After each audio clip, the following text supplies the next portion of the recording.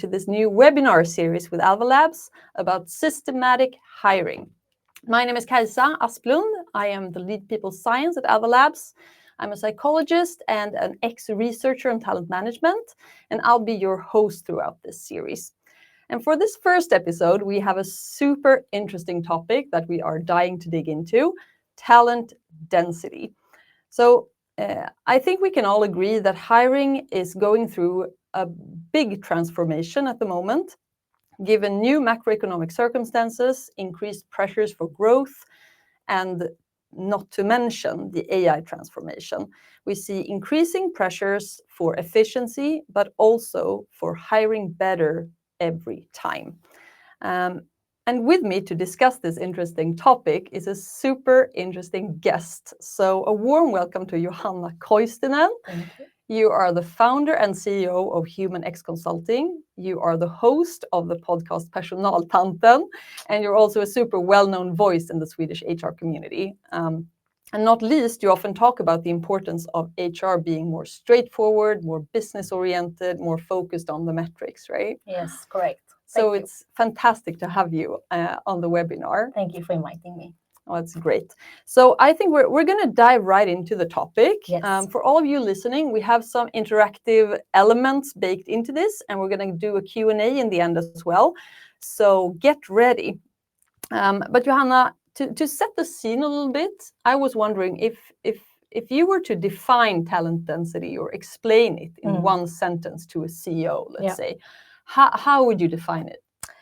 A good question, and this is a really strategic topic that we should, I think, define more often when it comes to setting the arena, when it comes to the talent agenda in our companies. And I think it's hard to define it in one sentence, but what I would say is that talent density is about maximizing the value of each employee by building teams where the standard is high and where the team is raising the bar together and to drive business results. Beautifully put. I couldn't have said it better myself. So I think you're already there, hitting on a really important note, which is that this is sort of twofold, right? This is both about bringing in the best possible people for each role in the hiring process, but also about setting the right culture and sort of leadership with the existing team, right? Correct. So I mentioned briefly in the intro here, the times that we are living in and the reality that talent acquisition and HR teams are sort of facing now. What would you say? Why is the topic of talent density extra important now? Yeah. Well, I think it's extra important due to the circumstances that we are navigating within right now. Fewer and fewer people needs to do more work or the same work. And I think that the spotlight on how do we as a business perform in our best way and how can we build the teams with fewer people, but keeping the bar high and keeping the team push each other so that we can reach our business goals. Yeah, exactly. So when you are out speaking to customers, is this something that you notice that HR and TA are sort of facing increasing pressure to do more with less? Definitely. And what they also struggle with is how to attract or how to find these candidates. That's one issue. And that's the pressure most of them feel because they also feel it's difficult to find the talents out there. And the pressure from the organizations is that we cannot have as many seats as possible. And I also think that is a crucial discussion and to dig into as well, that we don't build a successful company with lots of people. We build it with the right people. And that is what we should really put the light on when it comes to hiring. I think that's spot on. And I think it also touches on a really important realization that I think also needs to happen out there, which is that, Even though like the macroeconomic circumstances might change, we are not going back to 2021, right? No. Where you could always like throw more people on the problem, if you will. We are facing like more long-term, a new reality, where most companies are probably going to have to hire less, but hire better in a sense. Would you agree? Definitely. And the hiring less is something that all companies also face now because of the macroeconomic situation. I lost my topic now. And that also the size of the teams, because how many people that we are able to hire also. I mean, the demands and the situations in the companies right now is that we don't have that kind of economy like we used to have. So that is also a critical thing that we need to really talk more about. And also when it comes to me sitting down with leaders and managers, etc., it's easy to fall into, okay, I need to replace Kalle because he resigned. And can I take this other person? He's okay. But then I want to challenge him and say, but we don't need okay. We need bar raisers in our companies because we cannot hire as many people as you want. And that is also something that most leaders struggle with because they hardly can define what top talent is.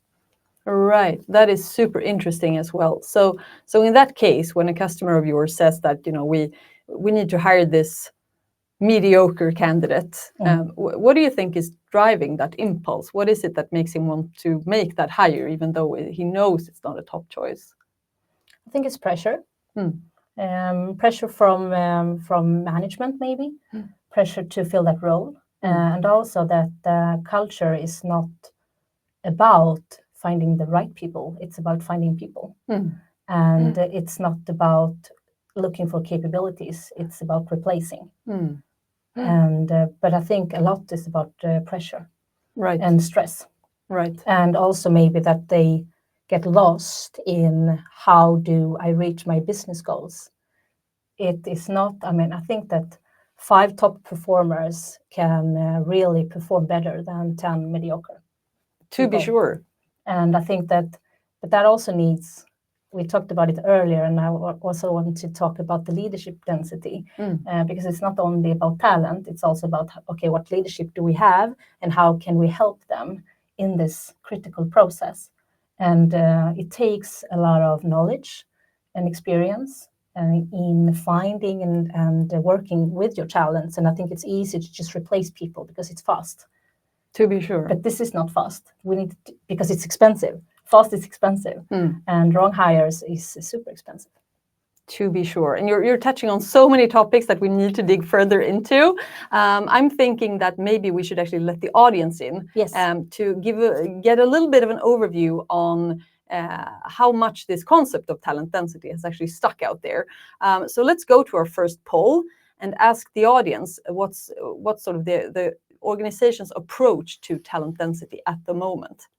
And here we actually have the responses. So asking our viewers then, how would you describe your organization's current approach to talent density? We can see that the most common answer, they are shifting. All right, so this is in real time. So currently, the most common answer seems to be that we actively prioritize it when hiring. Yes, that's coming out strong. But we also have high on the list, discussed but not formalized. Not on the radar is a good 20% plus. Okay, let's see when this stops. So do we actually have a result now? It looks like it. Okay, so a big percentage actually says that they are actively prioritizing this when hiring at 32%. 29% says discussed but not formalized, 18% important but no action yet, and 21% says not on the radar. What do you say about these results, Johanna? Do they surprise you? I'm happy that the results is. The top one is top one. Yeah. But I don't think it ends there. Yes, of course, the process and being systematic in hiring is one thing. But we also need to sometimes, in some organizations, the level up how we also work with the talents when they come inside. Hiring is one thing, but talent density is also about making sure that they stay. And good people or great performers, top performers, they want to work with other great performers. So you need to build a culture, you need to build leadership, you need to build the infrastructure around those talents so they also stay. But it's super, super good that the organizations out there really prioritize it. Yes. I'm happy to see that. But what do we do on the inside then? That is also something that you can discuss even more. Exactly. I think that's a super important point, right? That we have talent acquisition on the one hand, but we also have leadership, culture, etc. And you actually coined the term here during our preparations of leadership density. Yes. Could you tell us a bit more about, how you're thinking around that? Yeah, that is something that I've been thinking a lot about since we started this discussion about me joining this webinar. And I think that, if you want to build a great company, every successful company needs great leaders. Yes, top talents, they want to work with other top talents, but they also want to have a good leader. And if you don't have a good leader or a toxic leader, then you will not keep the talents anyway. So that is why the leadership question is super important and vital and should be also always on the strategic agenda in every management team or even up to the board. Because if we don't have the right leaders, it doesn't matter what we do. It doesn't matter if the process is the best in the world. We cannot keep them.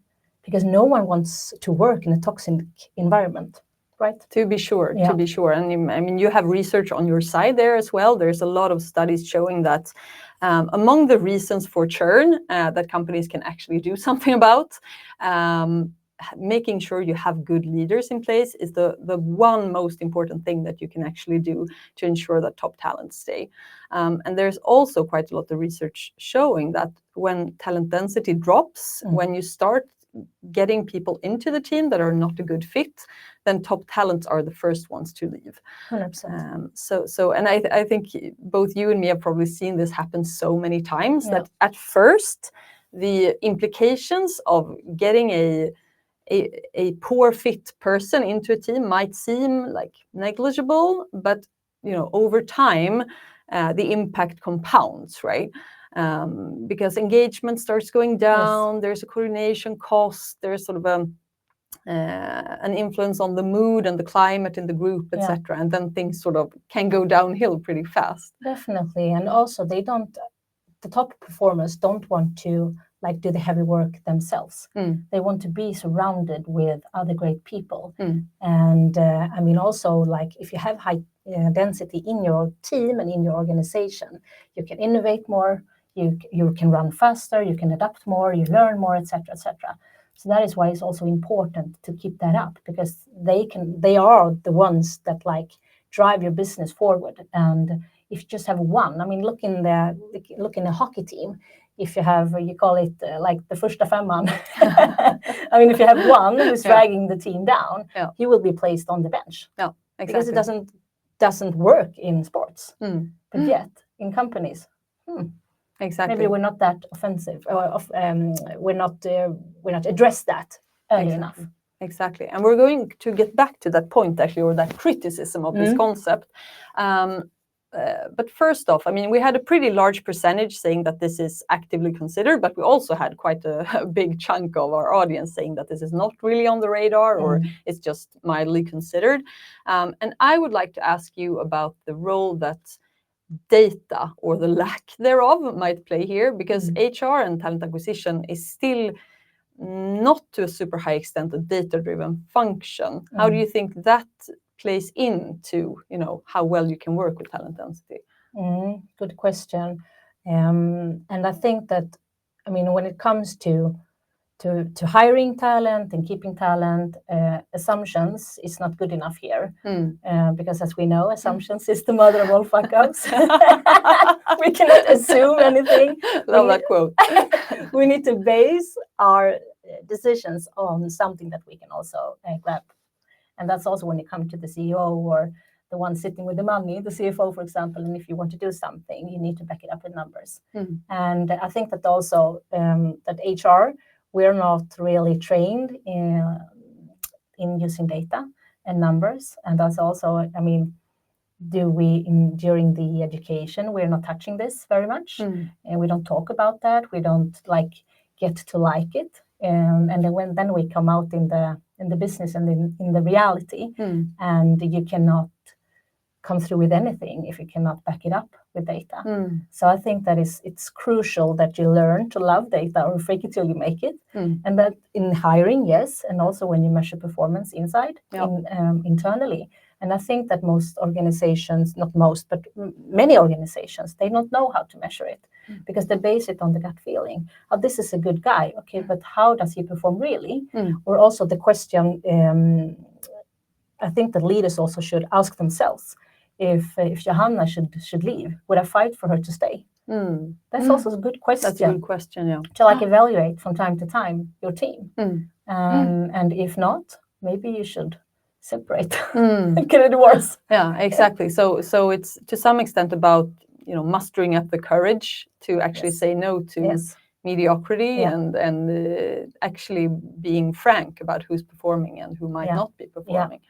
And yes, this saying no, I think, is super important. And I from time to time challenge the leaders to say no to people. Yes, I feel you're stressed, but this person who is not good enough for this organization will not make you better as a leader. Your results will still be lacking. And that's also something that you need to train them, and also they need to feel confident enough in saying no.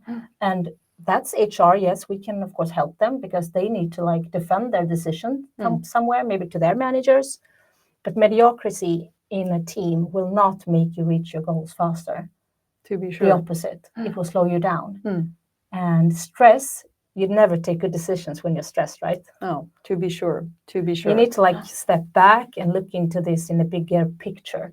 And I think it's the all workforce management discussion. It's not about seats.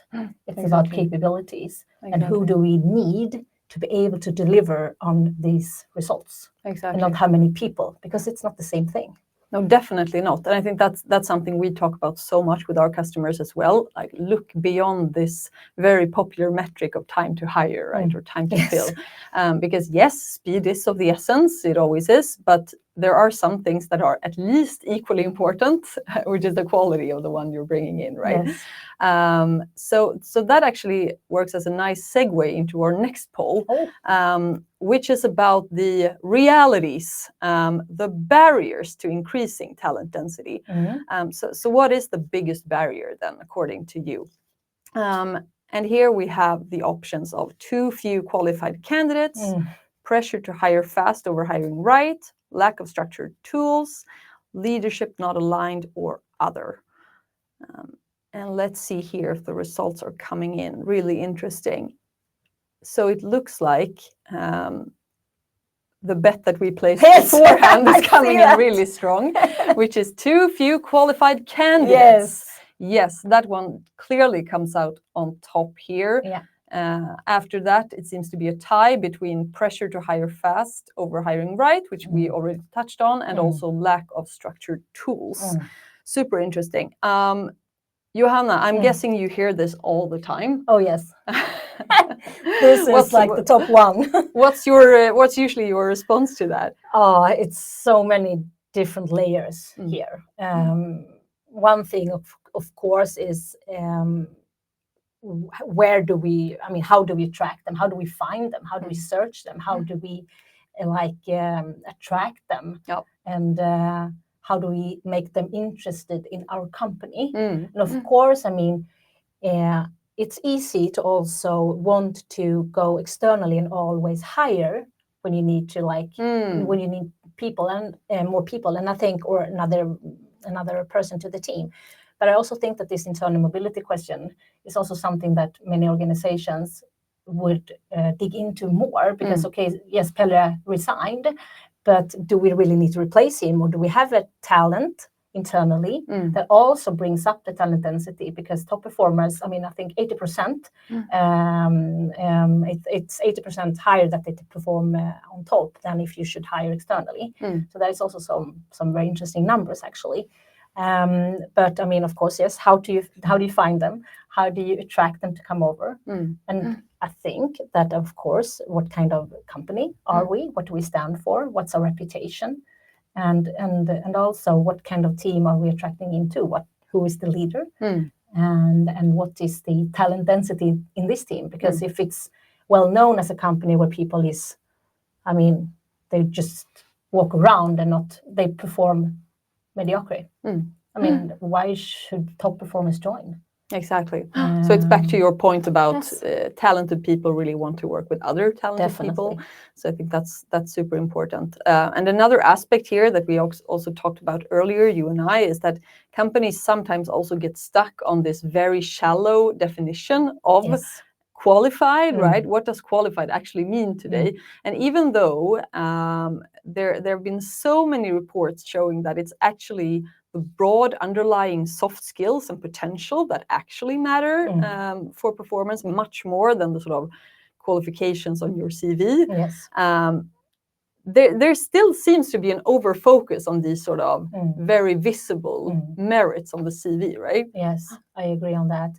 And again, I think that we need to educate and train and talk more about how do we find the right people and how do we narrow it down what we're really looking for, because everyone wants a unicorn and they keep trying until they find this unicorn, and then they say HR is not doing their job or the recruiter is not doing their job. But have we been clear enough? Have we defined the KPIs, how we measure this person's performance? No, people don't. I mean, of course, they can roughly define a job description, but it's super important to be really clear on what do we want this person to achieve, how do that person fit into the organization and the goals of the organization. Again, not just to replace someone who resigned, but again, when the org design is super important here, and I think that is a topic we don't discuss that much. It's like, okay, I need to refill. But that's so, I mean, it's exhausting. It is. And instead of having the strategic discussion and topic up on the table when you are in the management teams, org design, workforce planning, what do we need going forward, the capabilities, what does this person need to achieve? To talk more about that, and also the results that we expect this person to come up with. Exactly, music to my ears. And I also think that's such a great way to sort of link the very high level strategic direction that we want the organization to move in with the artifact that I think is perhaps the most forgotten about when it comes to the selection process, which is the job description. Right. Yes, some hate it, some love it. Exactly. It sounds kind of dry. It sounds kind of boring. Many might, associate it with copy pasting the last job ad that you had in your ATS or something. But what would you say? Why is the job description so essential here? Oh, it's about knowing what you expect from someone. And again, how can you develop and how can you increase talent density? It's also about the expectations. It needs to be super clear. How do we get feedback on the performance, and how do we measure if this person is offside or not? And if we don't define it, how can we measure it? Exactly. It's impossible. And yes, I know that many I've been in organizations where they have not had role descriptions. And I mean, so, okay, they called from the 90s and said, hello, where's my role description? It could be dry, but it's super important. And if you mean well when it comes to performance and culture and talent density, etc., you need to be super clear on what is the organization's expectations of every employee and how do we get the most out of it. Exactly. And otherwise you will run around in blind, just thinking, assuming. No, we don't have money for assuming. Oh, exactly. That's so fascinating. We need to be super clear on what we expect from people, and then it's up to the leaders to really be frank and really talk about, okay, the performance is not good enough. But if you have not told anyone or them, what we expect from you, then of course people will not be able to like adjust to it or change. Exactly. But what you can really count on is that if you have a team, say 5 people, and someone is lacking, and the 4 other people, they look at the manager and they look at that person. No one is telling that person he is offside or he's not good enough. I mean, and then it will leave. The talents, they will resign. Oh, to be sure. And that actually brings us into our sort of next area of discussion, which is how to measure these things, right? And I think a really interesting finding that I often come across in companies is that when you start to use your performance appraisals, so the performance ratings that you have from the annual performance review or something like that, those numbers tend to be pretty good for spotting your high performers, the ones that get a 5 out of 5, because that's not usually given to people like easily. So those numbers are often quite correct. But it can be really hard to spot the low performers because in many organizations, there is a culture that makes managers really reluctant to putting that 1, 1 or 2 on someone who's actually not on par with expectations, right? Is that something you come across as well? Definitely. And I think that people overrate performance because it's easy. Yeah, exactly. It's easy for them. And that is sad because we don't want managers to like run away from their responsibilities. Exactly. But at the end of the day, yes, it's hard work. No. And being a leader is a role by itself. And that is also why we should hire people that really wants to be a leader and wants to lead the company. Because when you are a leader, some responsibilities comes with that position. But yes, I see it. And most of the times when I've done this kind of exercises and calibration exercises within companies, it's not that all is top performers, but they are in the middle. Everyone, oh, he's so good. He meets expectations.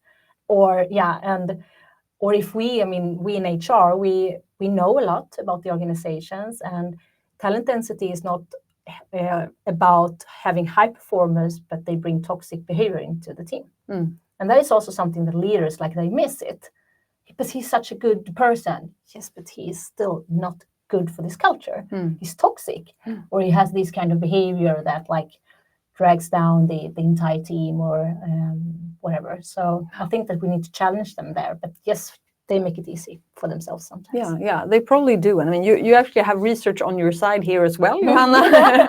So there's actually quite a lot of research showing that when you bring just one member who is engaging in these sort of counterproductive work behaviors into the team, you are going to see a decrease in everyone's performance on that team. And you're also going to see an increase in stress levels.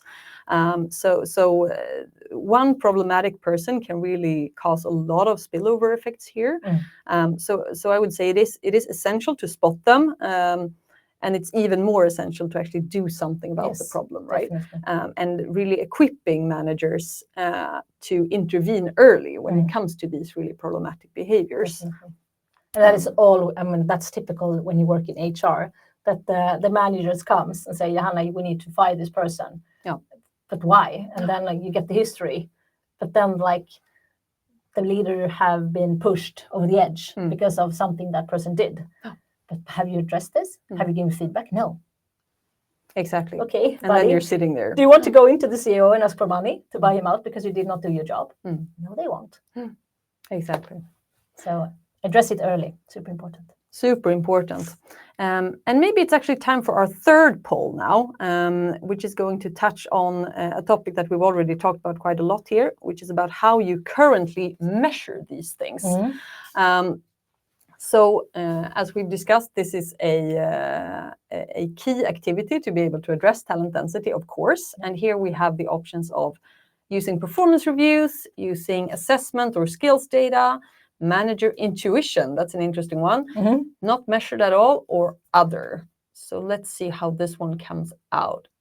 It looks like performance reviews is by far the most used metric to have a look at talent density. What would you say, Johanna? Does this align with your experience? Yeah, it is. That's the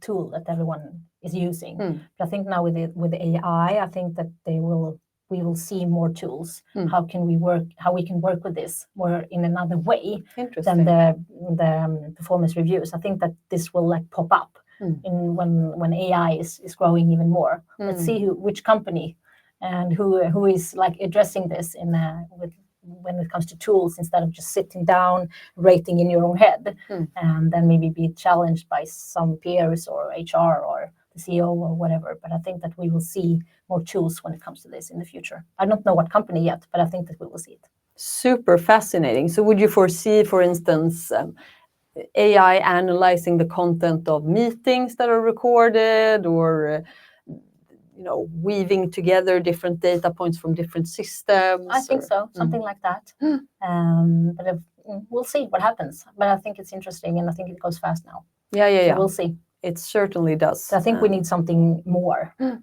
because these performance reviews, yes, they are good if you're trained in how to do them. Exactly. And if you can be that honest to yourself and really rate people and your team. But I think many leaders need help with it, and it's difficult. This is the most difficult thing we have, and the hardest thing we have, the talent question. To be sure. And I think it's also interesting to note that if you have performance review data, it's important to also break it down, right? And not only look at the overall average or something like that. For instance, do you have an even distribution across the entire scale? Or is everyone rated 3 everywhere, like you mentioned before, right? Because a team of all 3s might actually be more vulnerable in some sense than a team with a couple of 5s and a couple of 2s, So digging into that data a bit more, I think, is important also. Yeah, and also revisit and talk to yourself from time to time. Put in place in your calendar where you ask yourself, would I rehire this person? Or how would I act if he or she resigned? Exactly. That gives you some information. Exactly. And I think that is something to act on.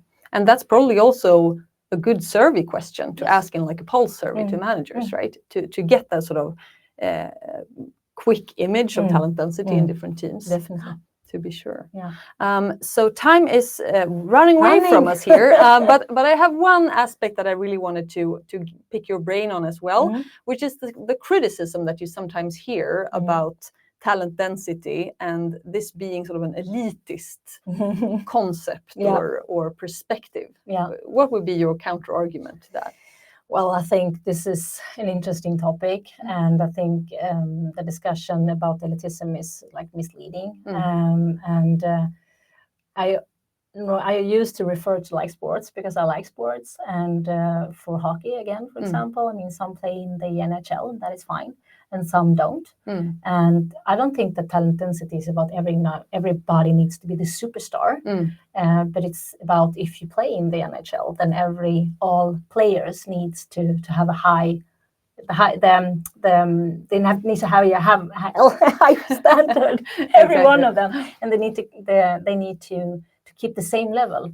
And I think that elitism. Okay, yes, but if you are the owner of a company, or if you are a CEO, you are not interested in paying for people that is not performing and leading us towards our goals.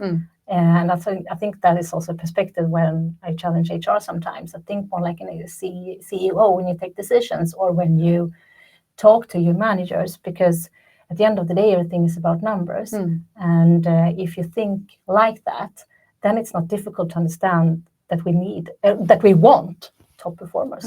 That's not should not be ashamed of that. Exactly. It's some owner, it's money, and it's at the end of the day we need to reach our goals.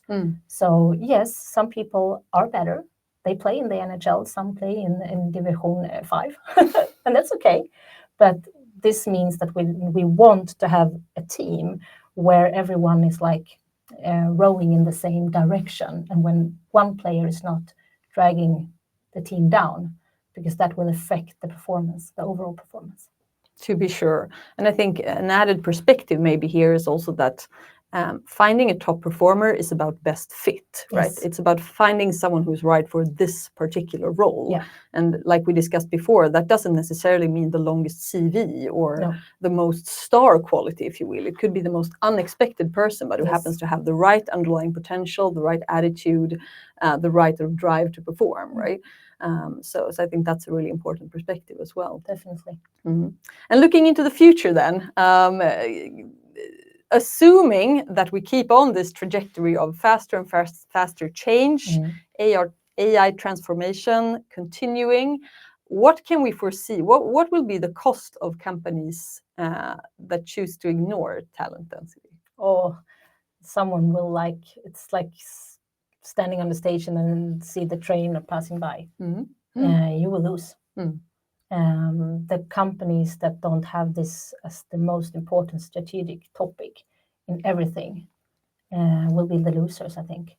Because if you don't have the right people, if you don't have the right team, you will never reach the goals. And it's super important. And when it comes to, again, I mean, I don't think that this will never change. We will not go back to have large teams. This is the new normal. The new normal. Fewer who is performing more. And I don't think that you will survive unless you have that mindset when it comes to hiring and keeping talent. Important food for thought for all of our HR and TA friends out there. I think from that, let's transition into our Q&A and see what the audience has to say on this topic. So first of all, there are so many comments here. Let's see. Fun. Where would you start if you wanted to raise your team's talent density? Great question. What would you say, Johanna? What's a good first step? And now it seems like we are looking at an existing team then. Good question. Where would I start? What's the question when it comes to measure? If you want to raise your team's talent density, yes. What's the most important thing to do? Again, who in this team would you rehire if they quit? I think that is a super good question. And then start taking action on that. And if no one is, if you wouldn't rehire any one of them, then you need to take action now and really look into why. Is it because I lack in my leadership, or is it because the expectations aren't clear, or what is it? I think that you need to be sober and look yourself into the mirror. Exactly. Are these people keepers or not? Exactly. And is the problem on an individual level that we have actually made wrong hires, or do we have a culture and leadership problem where these people haven't, gotten the right sort of coaching feedback goals? But that's what I mean when I say you need to be sober. Because I mean, it's easy to put the responsibilities on the poor performance. But okay, what's your role in this? To be sure. So taking ownership as a leader then. Definitely. Let's see what else we've got here. Matthias asks, I've seen many examples of recruiting based on vision and not on need. Add strategic goals, especially in startup and fast-paced companies. Right, exactly. So maybe basing recruitment too much on the lofty vision then, and not exactly on, what do we need to get done here? Is that something you recognize as well? Yes, and I think that is typical for startups. I think he mentioned it as well. And of course, we need to paint the picture. We're heading here and we're going here. And of course, we need to hire for potential. And can this person grow with us within our company? But we also have something that we really need to do right now. And that is a critical question. And depending on the size of the company, again, the internal mobility. Okay, Pelle is really good here, and and the company is going here and in one direction, but it's moving so fast today.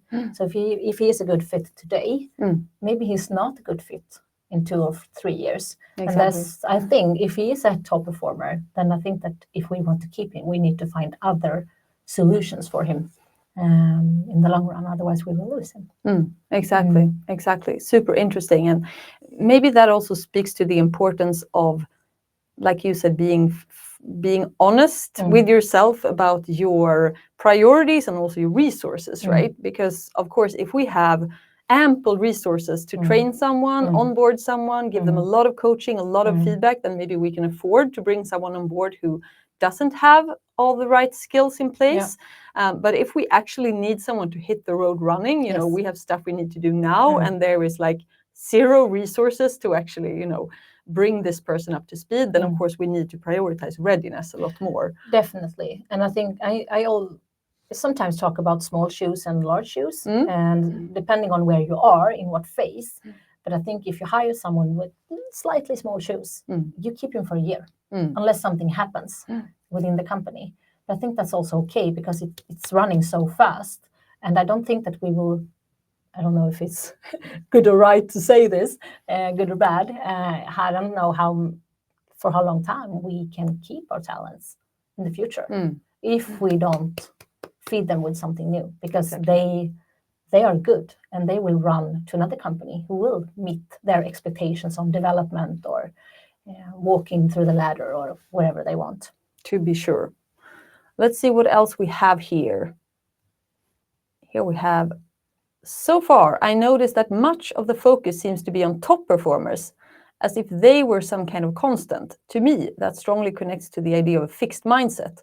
From my 20 plus years in HR, my experience is that while good recruitment certainly isn't wrong, other factors are far more important for building high-performing teams, the right leaders, etc. Definitely. Time and time again, I've seen managers and employees who were written off turn into top performers within 6 to 12 months, simply by focusing on impactful behaviors. Really good comment. Johanna, we have touched on some of these aspects already, like the importance of leadership, right? What's your reflections on this comment? I understand what he means, and a lot of the focus is on our employees, but I definitely agree on this question, because again, it doesn't matter if we have top performers if we have bad leaders. To be sure. And the culture and what behaviors do we reward, etc. So it's a leadership thing and it's a culture thing. And that feeds top talent as well. Definitely. I think that cannot be overstated. And we got a comment earlier also on one of our LinkedIn posts for this webinar about what about toxic performance culture. Yes. And that's obviously something that's really bad and something that companies need to strive to avoid, right? Yes. But that being said, leadership and culture can only do so much if you are working with people who don't have the motivation or the interest to go the extra mile, right?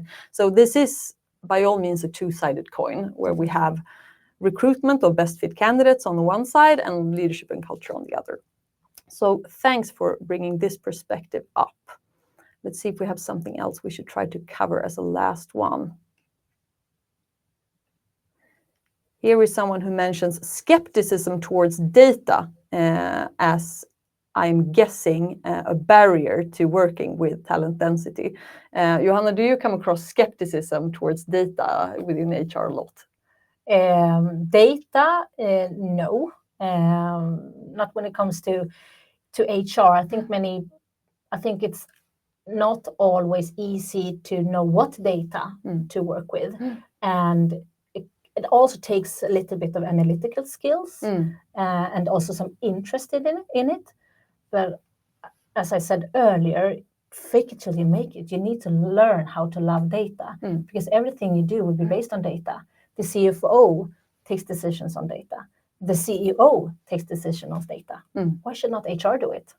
Definitely. And this is direction over perfection, right?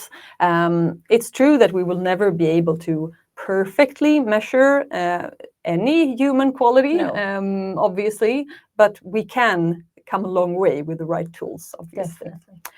So it's actually time to round off now. And if I were to take out three main, let's say, takeaways from this conversation, I would say, first of all, talent density and increasing talent density takes the courage to actually say no to mediocrity and setting a culture of performance and raising the bar. Yes. I would say this is a two-sided coin, where you need to work with systematic hiring on the one hand and leadership and culture on the other.